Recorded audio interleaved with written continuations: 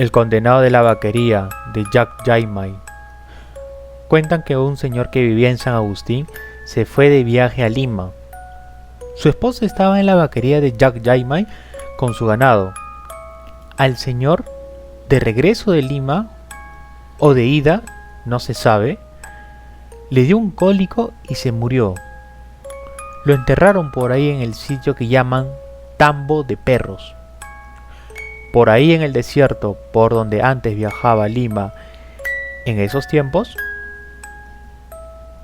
la señora tenía 3 hijos y llegó a saber que su marido se había muerto. La pobre no tenía cómo ir a solicitarle. Desconsolada, lloraba por su esposo y estaba sola en las alturas de San Agustín, cuidando su ganado en la vaquería de Jack Jaimai. Pasarían días o semanas seguramente. La señora continuaba llorando por la pérdida de su esposo. En uno de esos días, en una noche aquella, llegó un hombre a la vaquería. La señora seguramente con una luz reconoció que era su marido. Al reconocerlo, ella lo recibe como su esposo acostumbraba, como en un sueño, porque no tenía la seguridad de que había muerto, ya que ella jamás lo vio, y mucho menos la había enterrado. En esos momentos creería que estaba vivo y que no había muerto. Se dice que cuando el esposo llegó y la señora lo reconoció con una luz, él le dijo: «Vamos a comer, apaga la luz». Entonces ella apagó la luz y le sirvió lo que tenía de comida. Dicen que era un plato de mazamorra. Cuando terminó de comer, ella encendió la lámpara nuevamente y su esposo le dijo: «Tengo sed». Al mismo tiempo ella vio que toda la mazamorra que le había servido estaba derramada en su pecho. En fin, ¿qué habría pasado en esos momentos? No tenía una gota de agua en la casa y era de noche. Le contestó: «Está oscuro, tengo miedo. ¿Cómo hacemos? Está totalmente oscuro. La quebrada donde saco agua está muy lejos, como 200 metros de la vaquería». El marido le dijo: «Anda con mi cordón». Seguramente en esos momentos ella se habría dado cuenta de que su marido era un condenado. Fue pues donde la señora a traer el agua con el cordón, y en el camino el cordón le habla y le dice: «Ese no es tu esposo, ese te está engañando. En Puente Viejo hay viajeros, vete al puente, no le voy a contestar hasta que estés llegando». Entonces la señora ahí mismo se fue de frente del cerro hacia abajo, y en esos años los viajeros que iban de San Agustín a Lima tenían que pasar el primer día por ahí.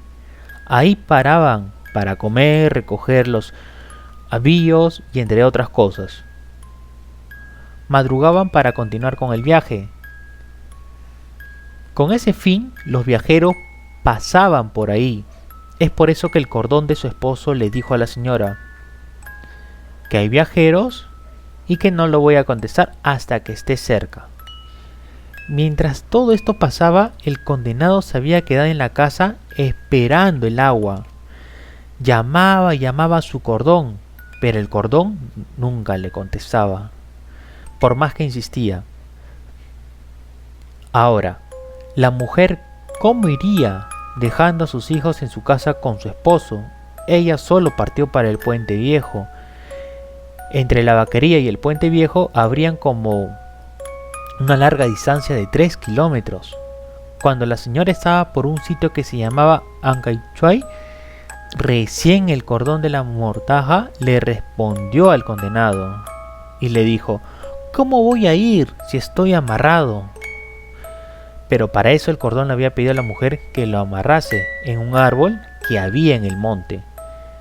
El condenado, al oír que el cordón estaba amarrado, fue a buscarlo, lo encontró, lo desató, se lo puso y se fue siguiendo rápidamente a su esposa.